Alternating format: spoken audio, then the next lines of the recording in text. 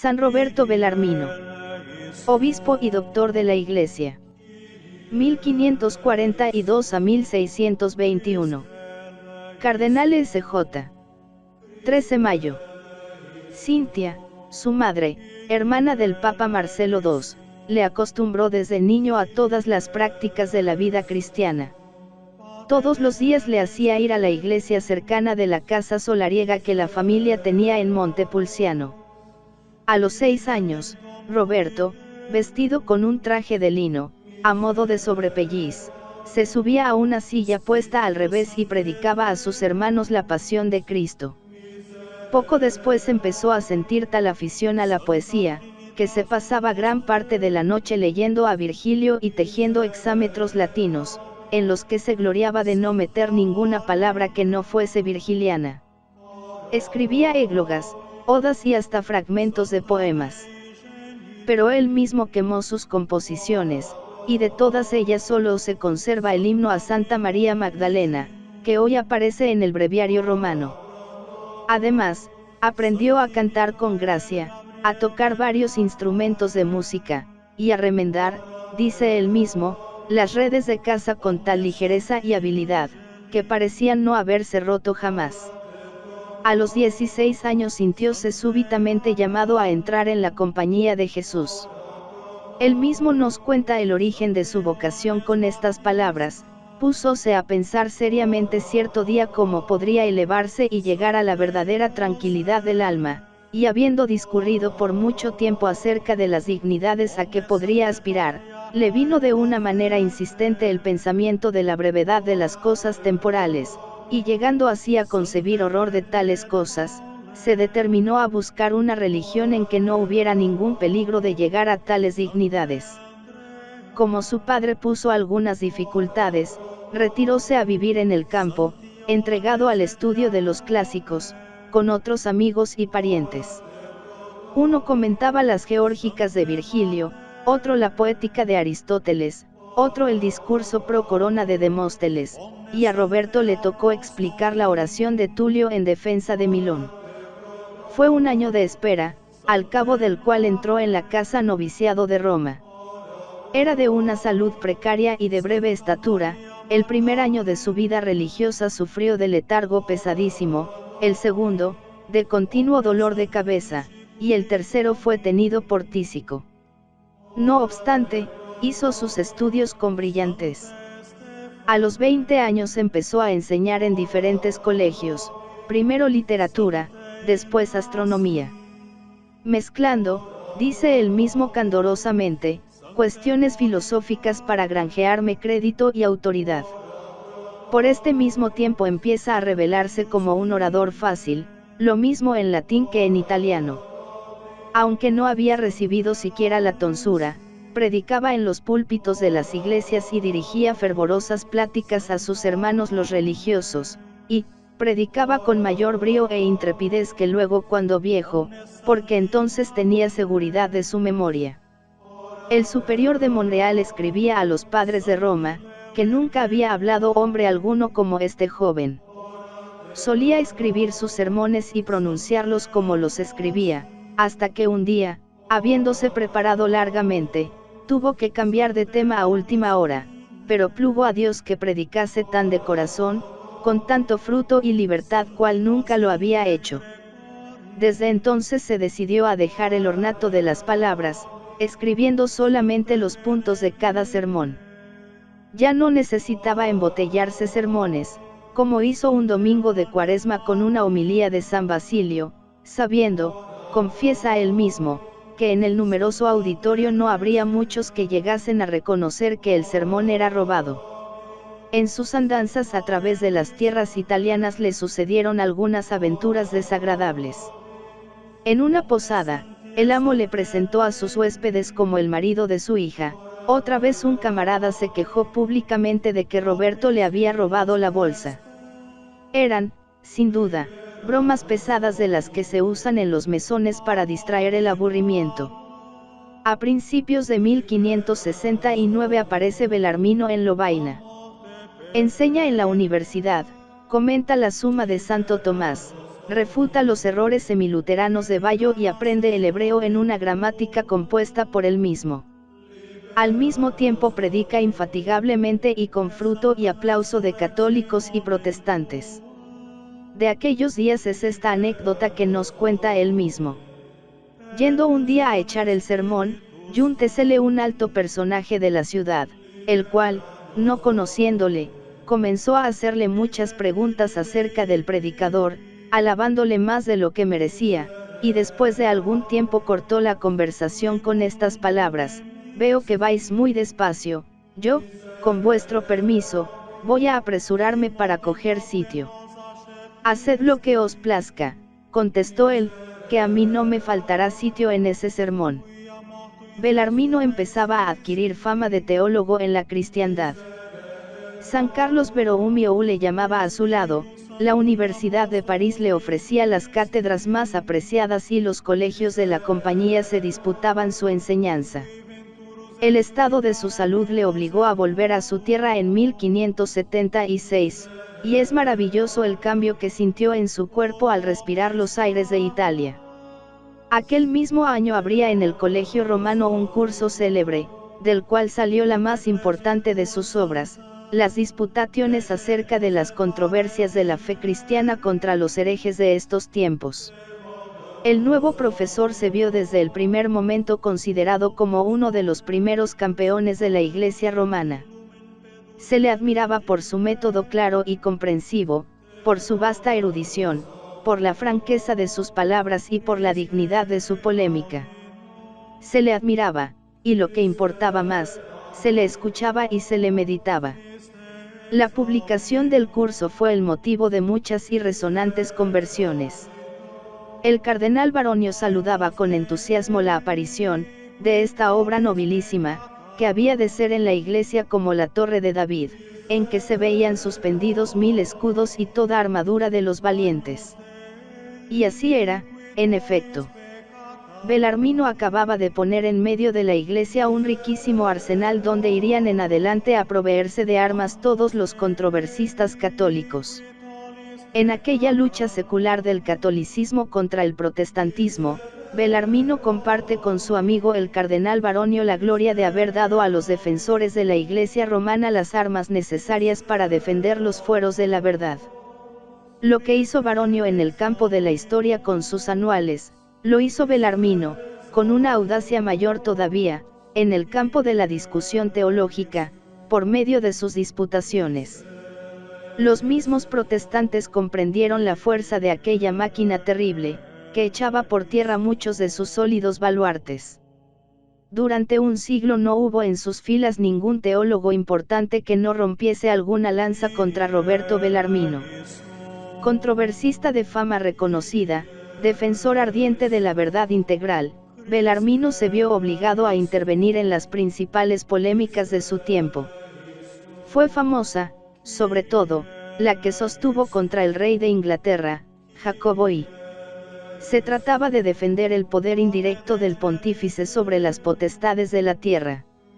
En sus disputaciones, Belarmino había acertado a exponer una doctrina media entre los que sostenían la sujeción completa del poder temporal al poder espiritual y los que afirmaban la independencia de ambos poderes. Su enseñanza corría el riesgo de no agradar a una ni a otra parte, y así sucedió, efectivamente.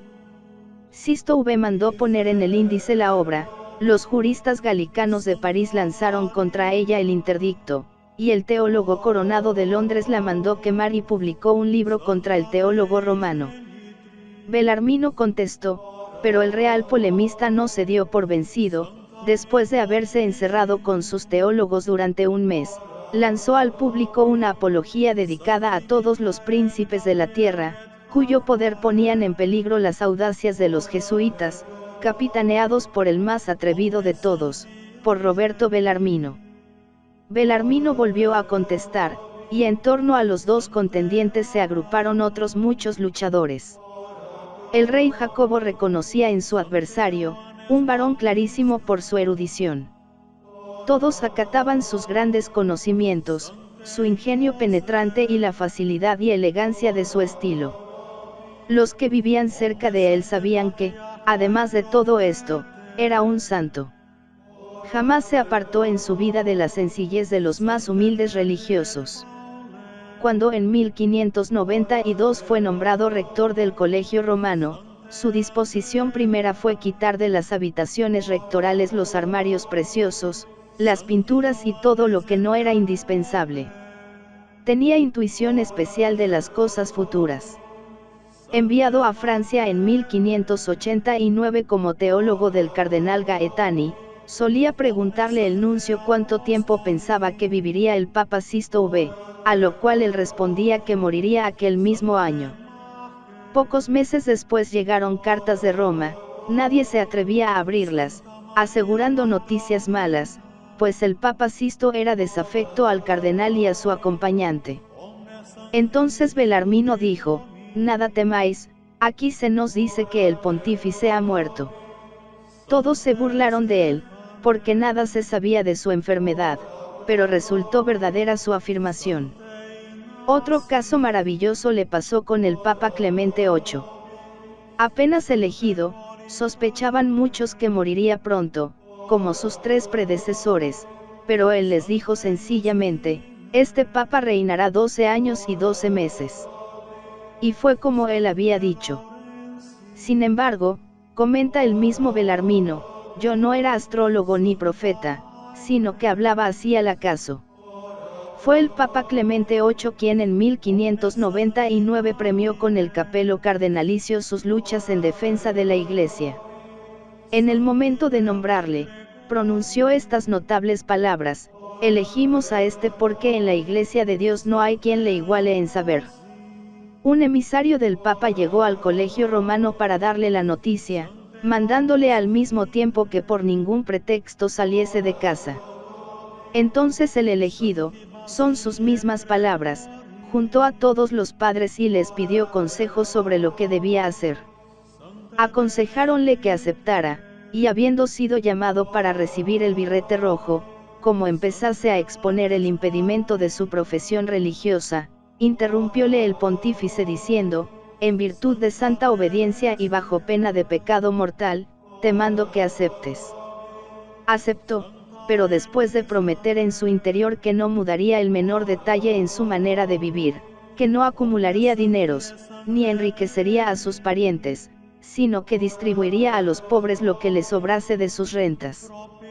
Entonces empieza para él una actividad intensa en las comisiones cardenalicias. Tomó parte activa en la edición definitiva de la Vulgata, corrigiendo lo que muy a la ligera había preparado Sisto V, cuyo trabajo le juzgaba de esta manera en carta a Clemente VIII: «Vuestra beatitud sabe a qué peligro se expuso a sí mismo y a toda la Iglesia vuestro predecesor al emprender la corrección de los libros santos según las luces de su ciencia particular. Yo no sé si realmente ha corrido la Iglesia otro peligro mayor». Sin embargo, el nuevo cardenal era más teólogo que erudito. Él mismo nos cuenta de una disputa que en una congregación sobre la reforma del calendario tuvo con el cardenal Baronio sobre la autenticidad de las actas de San Andrés. Negaba la Baronio, pero habiendo oído el parecer de Belarmino y sus razones, dijo públicamente que había perdido su causa, y que le gustaba más el parecer de Belarmino que el suyo propio. En realidad, era el analista quien tenía razón. Ha sido también muy traído y llevado el nombre de Belarmino con motivo del proceso de Galileo, considerándole muchos como el alma de la oposición. Seguía con el mayor interés los descubrimientos del sabio, y en cuanto al sistema de Copérnico, declaraba que debía hablarse de él como, de una hipótesis, para no irritar a los escolásticos y hacer creer que había errores en la escritura. Si se demostrase que el Sol no da vueltas alrededor de la Tierra, sino la Tierra alrededor del Sol, sería preciso revisar la interpretación de algunos textos bíblicos, pero antes necesitamos que nos demuestren sus afirmaciones, cosa que difícilmente han de conseguir. La congregación resolvió que las nuevas teorías eran en filosofía absurdas y en teología heréticas, o, al menos, erróneas, y fue Belarmino el encargado de comunicar el fallo a Galileo. Otra gran cuestión que conmovió por aquellos días a las escuelas católicas fue la que levantó el jesuita Molina con su libro de la Concordia del libre albedrío con los dones de la gracia. Fue una guerra de hermanos. Dominicos y jesuitas se declararon en pro o en contra de la predeterminación. Belarmino tomó parte también con toda su autoridad de cardenal y de polemista consagrado. En su sentir, la predeterminación física era una resurrección, involuntaria, naturalmente, por parte de Báñez y los dominicos, de las doctrinas luteranas. Creyó al principio que lograría hacerla condenar, pero Clemente VIII, que en un principio llamaba su opinión a la de la Compañía, sufrió repentinamente un cambio completo, y desde entonces ya no quiso que aquel asunto se tratase públicamente, para que Belarmino no tomase parte en él, y para alejarle de Roma, le dio en 1602 el arzobispado de Capua. Entonces se rebeló el pastor celoso por el estilo de San Carlos Borromeo, el hombre de vida sencilla y abnegada, el predicador apostólico, el reformador y el administrador. Toda su solicitud se concentró ahora en su diócesis. En Roma solo se presentaba cuando había una necesidad perentoria o era preciso elegir un nuevo papa. Durante los cónclaves, Belarmino se recluía en su celda o bien paseaba en un sitio retirado rezando el rosario, leyendo y repitiendo con frecuencia expresiones como estas: envía a quien has de enviar. Líbrame, Señor, del papado. Poco faltó, sin embargo, para ser encumbrado a la más alta dignidad de la Iglesia en 1605, aunque jamás consintió en que se pusiese la menor influencia para favorecer su candidatura. Habiéndole prometido su apoyo un hombre de quien, al parecer, dependía la elección, le rogó que ni siquiera le hablase de aquel asunto, afirmando que ni una paja levantaría de la tierra si por ella pudiese llegar al pontificado. Llamado a Roma por Paulo V, renunció la mitra y se entregó con nuevo ardor a sus antiguos trabajos en el seno de las congregaciones y en el retiro de su celda. De estos últimos años de su vida son varias de sus obras teológicas, catequísticas y ascéticas. Entonces compuso también un opúsculo autobiográfico, escaso en noticias sobre su fisonomía interior, pero rico de gracia, de sencillez, de sinceridad y reflejo de un alma candorosa y sin malicia. Nada tan amable como estas nobles palabras con que termina. No ha hablado el autor de sus virtudes, porque no sabe si tiene alguna, ha callado sus vicios, porque no son dignos de que se escriba de ellos, y ojalá aparezcan borrados en el libro de Dios el día del juicio.